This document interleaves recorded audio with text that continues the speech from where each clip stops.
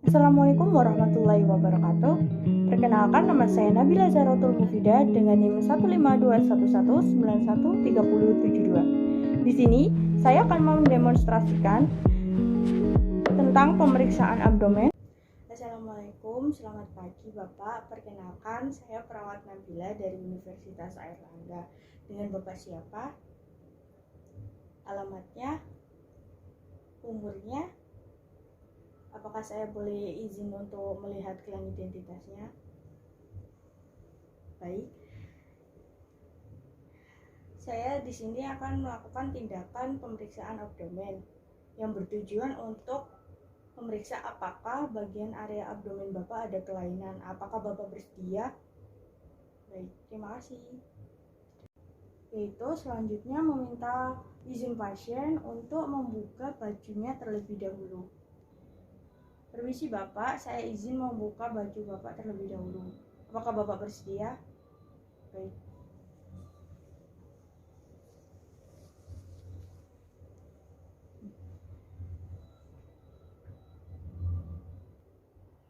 Selanjutnya yaitu yang pertama inspeksi bagian abdomen, yaitu dibagi menjadi 4 regio atau bagian, yaitu menarik garis horizontal yang melewati umbilikus dan garis vertikal yang merupakan terusan dari midsternalis.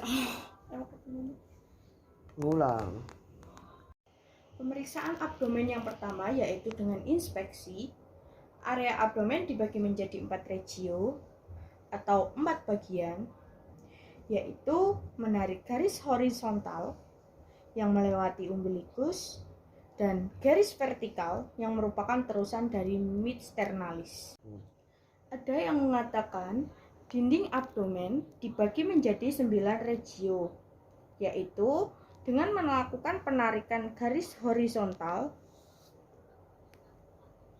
di atas arcus costae, kemudian sedikit di bawah dari umbilikus, kemudian menarik garis vertikal sejajar dengan midclavicula. Maka area di sini disebut hipokondrika kanan, epigastrium, hipokondrika kiri, di sini lumbal kanan, regio umbilikus, lumbal kiri, kemudian ini adalah iliaka kanan, suprapubis, dan ini iliaka kiri. Selanjutnya yaitu pemeriksaan abdomen dengan inspeksi. Kita lihat bagaimana kondisi perutnya, terlihat buncit atau datar. Kemudian kita lihat pergerakan dari dinding perut ini pada saat pasien melakukan pernafasan. Kita lihat di sini pergerakannya simetris antara kiri, kanan, atas, bawah. Bisa juga ada suatu gerakan di mana satu daerah dari perut ini tertinggal. Misalnya karena adanya inflamasi pada peritoneum atau disebut juga dengan peritonitis. Itu akan mengakibatkan dinding perut yang terkena peritonitis tadi bergerak lebih lambat dibanding lainnya. Kemudian kita lihat juga apakah venetasi pada vena-vena di perut, kemudian di area umbilikus, apakah ada hernia atau tidak. Pada pasien ini secara inspeksi kita lihat normal. Selanjutnya pemeriksaan abdomen dengan auskultasi. Auskultasi dilakukan untuk menilai gerakan-gerakan dari usus. Kita lakukan auskultasi secara menyeluruh pada dinding perut.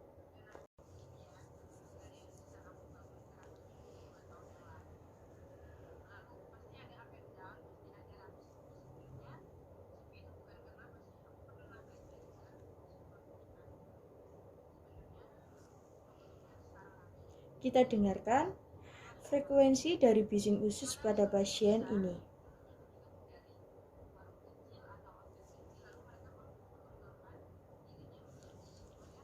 Bising usus yang normal antara 6-12 kali per menit. Bising usus bisa menurun, bisa sulit kita dengar misalnya pada kondisi-kondisi ileus palatlitik. Atau bising usus juga bisa meningkat misalnya pada kondisi ileus obstruksi atau adanya infeksi di area gastrointestinal. Pemeriksaan pada abdomen selanjutnya yaitu perkusi. Perkusi menggunakan jari tengah tangan kiri sebagai plestimeter, sebagai alas, dan jari tengah kanan sebagai pengetuk. Dan kita perhatikan gerakan ketukan dari tangan kanan harus berasal dari pergelangan dan tidak melibatkan sendi siku. Kita lakukan perkusi secara general. Kita nilai apakah ada rasa sakit pada pasien atau ada kelainan lain pada pasien. Berikut kita lakukan pemeriksaannya.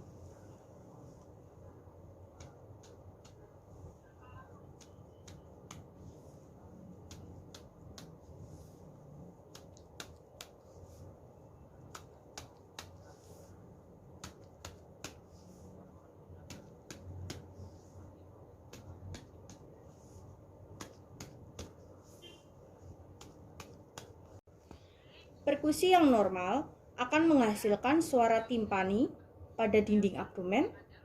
Kemudian, perkusi berikutnya adalah menilai Leviathan atau melihat besaran hati. Pertama, kita lakukan perkusi dari arah kranial ke kaudal di sepanjang garis midclavicula. Berikut pemeriksaannya.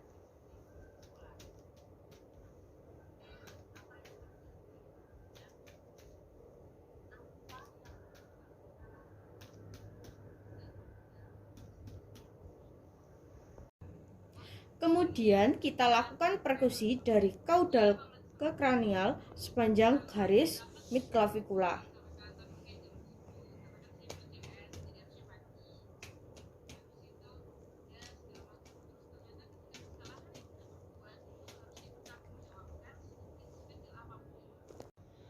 Kemudian perkusi selanjutnya untuk menilai apakah pada pasien ini terdapat asites atau tidak. Atau ketika kita mencurigai seseorang pasien ini menderita asites, kita bisa melakukan pemeriksaan yang disebut dengan sitting dullness. Berikut pemeriksaannya.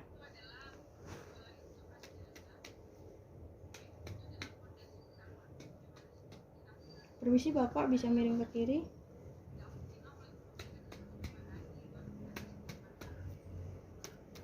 Sudah?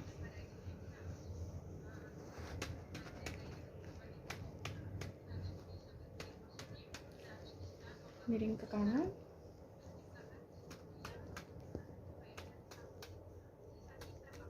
Sudah. Pemeriksaan abdomen selanjutnya yaitu palpasi. Selanjutnya kita lakukan palpasi pada saat kita ingin melakukan palpasi pada dinding abdomen.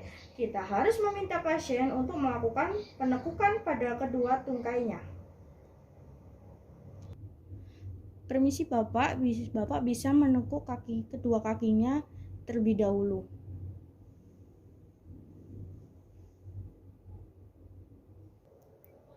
Tujuannya adalah untuk membuat supaya otot-otot perut ini dalam keadaan rileks. Sebelum kita melakukan tindakan palpasi, kita gesekkan kedua tangan kita supaya suhu tangan kita sama pada tubuh pasien. Kemudian, kita lakukan palpasi general secara perlahan sambil menanyakan pada pasien, adakah nyeri? Sambil kita juga meraba apakah ada tumor atau benjolan.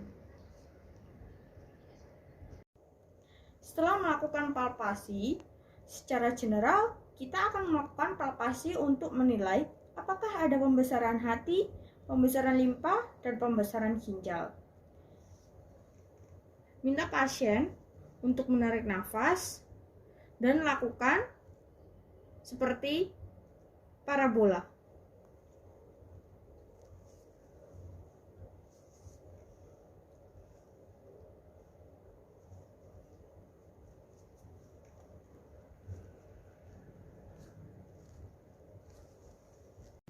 Selanjutnya, pada area belakang, kita ketuk, dan sebelahnya juga.